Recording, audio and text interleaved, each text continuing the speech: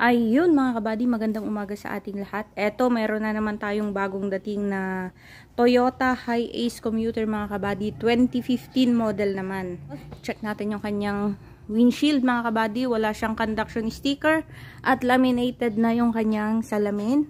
Naka-wiper siya na gumagana. Hood mga kabady, meron siyang mga konting talsik dito ng aspalto at bato. So merong mga yan, nagkabutas-butas siya ng maliliit. Tapos may mga black na maliliit. Yung mga black siguro makukuha ng rubbing yan mga kabady. Pero yung mga talsik ng bato, medyo nabutasan yung mga pintura niyang maliliit. Pero pag nirubbing siguro natin to, lilinaw yan mga kabady. Tapos emblem niya maayos. Grills maayos. Stock na grills. Bumper maayos na maayos po yan. Walang sira. Plaka, walang lukot, walang punit mga kabady. Tapos, naka-bull-bar siya mga kabady. Yan, napakaganda ng bull-bar niya. Bakal na bakal. Yan. And then, naka-mugs po yan. So, yung kanyang gulong mga kabady, naka-mugs siya ng rim 15. Tapos, naka-205 na gulong na nasa 85%. 85 to 90%. Tapos, naka-bushwhacker na rin mga kabady. Naka-garnish siya sa mga pintuan. Ng crudo, naka-garnish po yan. Pero medyo magaspang na yung kanyang mga garnishes, mga kabady. Pintura, original po yan. Paikot. Meron silang mga dinikit na sticker dito. Tinanggal natin. So, ibabuffing natin yan, mga kabady. May mga sticker siya. So, naka-stepboard din siya ng bakal na bakal, mga kabady. And, naka-mudguard na rin yan. Ayan, o. 85 to 90% ang gulong. Paikot mga kabady. Naka-mudguard. Sa sides, meron lang medyo may mga konting gasgas. Pero minimal naman po yan. Yan. Medyo malalim yung gasgas niya dito mga kabady. Tail light. Naka-garnish din. Pero may mga gasgas yung garnish niya. Medyo luma na yung garnish niya. Pero walang basag yung kanyang mga tail light. Naka-spoiler din po yan mga kabady. At naka-conduction sa likod. Ayan. So original yung kanyang salamin sa likod. Emblem niya, maayos, makintab, garnish nito, medyo magaspang, may mga konting gasgas, sa kalumaan siguro mga kabady. Pero yung plaka niya dito sa likod, buong buo din mga kabady. At naka back sensor camera. Tapos naka rear bull bar mga kabady. Napakaganda ng mga bull bar niya. Tapos yung bumper niya sa likod, meron din siyang konting gasgas. Pero maayos naman siya mga kabady. Tail light, same dito sa kabila, walang damage. Check natin yung kanyang pintura dito sa passenger side. May mga ano lang talaga siya mga kabady, konting mga gasgas. Ayan, dito may gasgas. Nilagyan ng sticker pero tinanggal natin. Ayan o. Medyo malalim yung gasgas niya dito. Tapos, naka-garnish din siya dito sa side na to. Pero medyo magaspang na yung kanyang mga garnish. Ayan, check natin sa loob niya mga kabady. Ayun. Ceiling, napalinisan na nila. Halatang nalinisan na. Tapos, maayos yung kanyang mga ceiling. Walang mga punit. Mga kabady, sa upuan niya dito sa likod ng driver, meron siyang konting punit. Pero may mga seat cover tayo dyan mga kabady. Pwede nating lagyan. Maayos pa naman yung upuan niya. Matigas pa naman. So, merong padobleng mating, yung kanyang mating mga kabady, ito siya.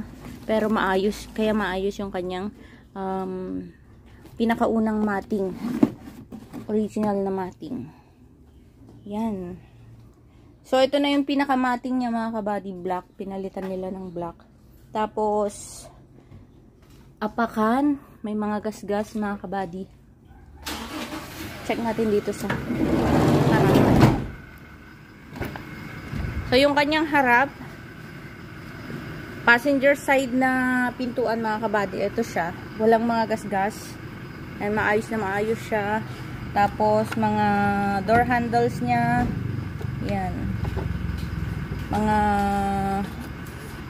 control sa bintana niya, maayos na maayos. Gumagana po yan. Upuan niya dito sa harap. Wala ding mga punit mga kabady. Tapos, airbag niya sa passenger side, maayos na maayos. Ayan. Aircon vents niya, maayos, walang mga kulang mga kabady. Dito sa driver side, may mga konting gas-gas dito mga kabady. Minimal lang, kalmot pusa. Tapos, naka-stock na entertainment system ng commuter. And then sa cambio niya, medyo, eto na siya mga kabady. Medyo nag-crack na yung kanyang leather. At, medyo makinis na yung kanyang cambio. So, ang tinakbo nito mga kabady ay nasa 126,000 mahigit. Ayan, according sa dashboard natin. Tapos, yung kanyang airbag, dito sa may driver side, ay intact pa naman mga kabady. Tapos, detail naman yung kanyang manubela. Siguro nilagyan to ng steering cover mga kabady. And, yung mga controls niya dito, busina, ayan, wiper, flashers, lahat po yan gumagana. Ilaw niya sa harap, gumagana. Sun visors, kompleto. Center mirror, kompleto din po. At naka-dashcam po yan ng QCY mga kabady. Tapos, naka-back sensor camera. Yun.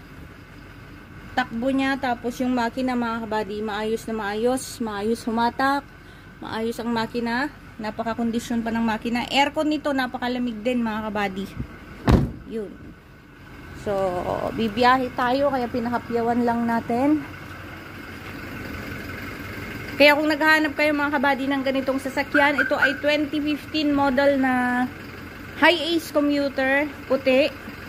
All original ang kanyang dokumento mga kabady, nakarehistro. Binili natin ito sa mismong first owner. Kung naghahanap kayo ng ganito mga kabady, ilalagay namin yung aming contact number dito sa baba ng ating video para madali nyo kaming kontakin in case na gusto nyo mag-inquire dito sa unit natin. Ito ay binebenta natin mga kabady sa halagang 750,000. Wala ka nang ipapagawa dito kasi papalinis na natin kung anong dapat linisin bago natin i-release sa inyo. Pwede siyang cash, pwedeng financing mga kabady. Yun lang mga kabady, magandang umaga sa ating lahat. Mabuhay po kayong lahat. God bless po.